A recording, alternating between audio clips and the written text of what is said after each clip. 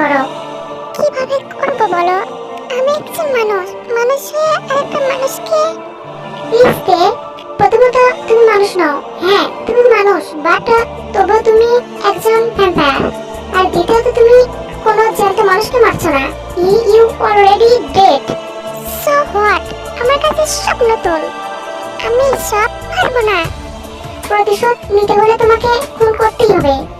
এটা তো কেবল একটা মৃত রক্তশূন্য মানুষ, তোমার অজানা। আর যাকে তোমার মারতে হবে সে তোমার চেনা। তোমার ভালোবাসা ছিল এক সময়। ভালোবাসায় ভালোবাসা থাকা লাগে সুগা, আমাদের মধ্যে সেটা ছিল না। তের কথায় সুগা হাসলো। সুন্দর বলো তো তুমি। তবে এই লোকটা আর তোমার সাংকুক মানে কিং কুকের একটা দারুণ মিল আছে। এই লোকটা ভালোবাসার নাম করে একটা মেয়েকে ঠকিয়ে তার মান সম্মান লুট করার চেষ্টা করেছিল। আমাদের একজন সেটা দেখে মেয়েটিকে সরিয়ে এই লোকটা রক্ত খায়, তারপর নিয়ে আসে এইখানে। গতকালেরই ঘটনা। তোমার সাথে যা হয়েছে সেটাও গতকালেরই ঘটনা, তবে মিলটা অন্য জায়গায়। চাংকুক প্রতারক, আর এই লোকটাও।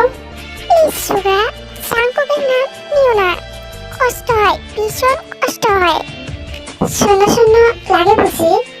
জানো তো দে, তোমাকেও চাংকুকের সাথে দেখে আমার এমনটা লাগতো, কিন্তু তোমার মতন আমি সেটা কাউকে বলার সুযোগ পাইনি। বাই দ্য ওয়ে, এখন আমি একদম ঠিক আছি।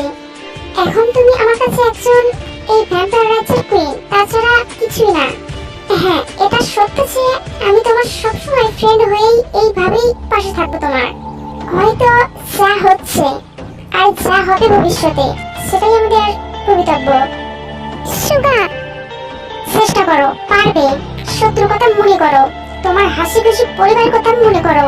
এইরকমই একজন প্রতারক তোমার হাসি খুশি পরিবারকে ধ্বংস করে দিয়েছে। এগিয়ে যাওতে পারবে, তুমি পারবেই। আমাকে পারতেই হবে বলে এগিয়ে যেতে লাগলো তে সে রক্তশূন্য মানুষটার দিকে। তলোয়ারটা শক্ত করে ধরলো, কাবা কাবা হাতে সেটা উঁচু করে ধরলো। মারতে পারবে তুমি, মারো। তে চোখ বুঝে তলোয়ারটা উঁচু করে নিচে নামিয়ে খুব বসিয়ে দিল। হ্যাঁ, লোকটা জখম হয়েছে কিন্তু অর্ধেক হয়নি, কিছুটা গর্ত হয়েছে শরীরে। এভাবে হবে না তে, তুমি যদি একটা মৃত মানুষকে মারতে না পারো তবে জ্যান্ত ভ্যাম্পায়ারকে মারবে কি করে? আমাকে একটু সময় দাও সুগা। সেই সময়টাই নেই আমাদের হাতে। চলো বাগানে, সেখানে হয়তো তোমার ভালো লাগবে। সুগা থেকে নিয়ে বাগানে আসলো। এসে অবাক হয়ে গেল। এইটা তো সেই জায়গা। কি দেখছো তে? এই জায়গাটা আগেও দেখেছো তাই না?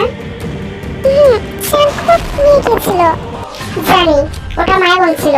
আমাদের বাগানের মতোই বানানো সম্পূর্ণ। তুমি যেহেতু এই রাজ্যের, তাই এই রাজ্যের মতন দেখতে কোনো মায়া বলে তুমি প্রবেশ করতে পারবে না। এটাই আমাদের রাজ্যের নিয়ম। নকল কোনো স্থানে আমরা যেতে পারি না। আর এই জন্য কবিতা রাজ্যে অনেক নকল প্রতিচ্ছবি আছে। আমরা কেউই সেগুলোর কোনো কাজে প্রবেশ করতে পারি না। করলেই ধ্বংস অনিবার্য। তারা ইচ্ছে করে এটা করেছে। কিন্তু আমি তো প্রবেশ করতে পেরেছি। সুগা মুচকি হাসলো। ওরা তোমার ব্যাপারে সম্পূর্ণ জানে না তে। ওরা জানে তুমি কুইন, কিন্তু তোমার সৃষ্টি অনেকটাই অন্যরকম। একতাই বলতে এক অদ্ভুত সৃষ্টি তোমার। তোমার শক্তিতে তফাৎ আছে। একটা নয়, একে একে দুটো শক্তি তোমার মাঝে রয়েছে। তুমি দুটো শক্তির অধিকারিণী। তোমার সৃষ্টি হওয়ার পিছনের গল্পটা ভীষণ গভীরতে। আমাদের থেকে বেশি পরিমাণ শক্তি আছে তোমার মধ্যে, সেগুলো কিছুই ওরা জানে না। তোমাকে পরীক্ষার জন্যই নিয়ে গিয়েছিল সেই মায়াবনে, কিন্তু তাদের অজ্ঞানতার কারণে তারা প্রথমে বুঝতে পারেনি। মূলত নিশ্চিত হওয়ার জন্য এতটা সময় নিয়েছে তারা, নইলে অনেক আগেই। তের বুকটা ফেটে যাচ্ছে এইসব শুনে। এতটা নিষ্ঠুর! আর আমি তো ভেবেছিলাম চাংকুক আমার মন ভালো করার জন্য নিয়ে গেছিল এখানে। কিভাবে পারলো এতটা নাটক করতে? একটুও মায়ের জন্মালো না, একটুও ভালোবাসলো না কেন? ও প্রতিটা মুহূর্তে কিভাবে ঢোকাতে পারলো? ভালোবাসা বড্ড নিষ্ঠুর, বড্ড নিষ্ঠুর।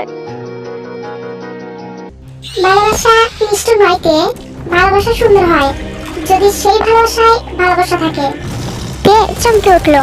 সে তো মনে মনে বলছিল কথাগুলো, সুগা কিভাবে বুঝলো? আমি তো মুখে কিছু বলিনি। সরি তে, তোমার মনের কথা পড়ে ফেললাম। এটা আমাদের একটা শক্তি। আমরা সবার মাইন্ডে কি চলছে, সবার মনে কি চলছে সেটা বুঝতে পারি। তোমাকেও সেটা শিখিয়ে দিব আস্তে আস্তে। কত কি অদ্ভুত আর তোমাদের তোমাদের না বলো আমাদের, নিজেকে আমাদের একজন মানতে শিখোতে।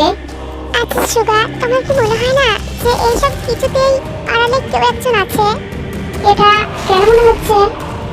এত সহজে কি করে পারলো আমার উপর অ্যাটাক করতে? আমাদের ব্যাপারে কি করে জানলো? আমার ভালো খারাপ সব। ওরা তো 3 মাস সময় পেয়েছে, যথেষ্ট সেটা। আমার তো মনে হচ্ছে কেউ একজন আছে আড়ালে। আগে তোমার ট্রেনটা শেষ হোক, তারপর সব খোঁজ একসাথে নিও। আচ্ছা, একটা প্রশ্ন। তোমার অতীত নিয়ে কোনো প্রশ্ন উত্তর দিব না আমি। আরে অতীত নিয়ে না, বিয়ের আগে আমার কাছে একটা ফোন এসেছিল। সেখানে বলেছিল আমি বিয়ে করলে ধ্বংস হবে আমার পরিবার, এমন অনেক কিছু হুমকি ধরাই। সেটা আমি না, আমার গুরু ছিল। গুরু? আমি সেই গুরু। তে তাকে একজন বয়স্ক ব্যক্তিকে দেখতে পেল। আপনি? হ্যাঁ তে, আমি সে। তোমাকে আমি হুমকি দিয়েছিলাম। হুমকি না, সতর্কবাণী ছিল, তুমি শুনোনি। কিন্তু আপনি কে? উনি আমাদের রাজ্যের পরামর্শদাতা। ভবিষ্যৎবাণীতে উনি তোমার অলৌকিক ক্ষমতার কথা বলেছিলেন। এমনকি আমরা যা জানি, যতটুকু জানি, ওনার কারণেই। ভ্যাম্পায়ার গুরু? হ্যাঁ, ওনাকে আমরা গুরু মেন্ডি বলে ডাকি। তুমিও তাই বলতে পারো। আমি তোমার বিয়ের খবরটা জেনেছিলাম তে, তোমাকে সতর্ক করেছিলাম, কিন্তু তুমি সেই সময় ভালোবাসায় অন্ধ ছিলে। বলা যায় এক মায়ায় জড়িয়েছিলে। সেই দিন সব শুনলে হয়তো। ক্ষমা করুন আমাকে গুরু মেন্ডি। যা হওয়ার হয়ে গেছে তে, এখন নিজের লক্ষ্যে এগিয়ে যাও। কিন্তু আমি এখন কেন সব জানতে পারবো না গুরু মেন্ডি? কারণ পরে পূর্ণিমাতে তোমার মায়া মমতা এসব আমাদের বাড়িতে নেই। এটা প্রমাণ তো আমি নিজেই, আমার কথা নয়। তুমি ঠিক আছো? আমি তৈরি। ওকে, দেন লেটস গো। ওকে, তুমি এরকম কাছে কাছে কেন? পূর্ণিমা দিদি ওর বাইবেল পূর্ণ হওয়ার আগে ওকে খুঁজে বের করে মেরে দিতে হবে আমাদের। আর না মারলে কি হবে? এদিকে আমরা তোমার সুরক্ষা নিয়ে ভাবছি, আর তুমি কি না আনন্দে পড়ে আছো? বলনি তো বলনি। আমি কিং, আই ডোন্ট কেয়ার। যা করবি সাবধানে, আর কিছু বলার নেই।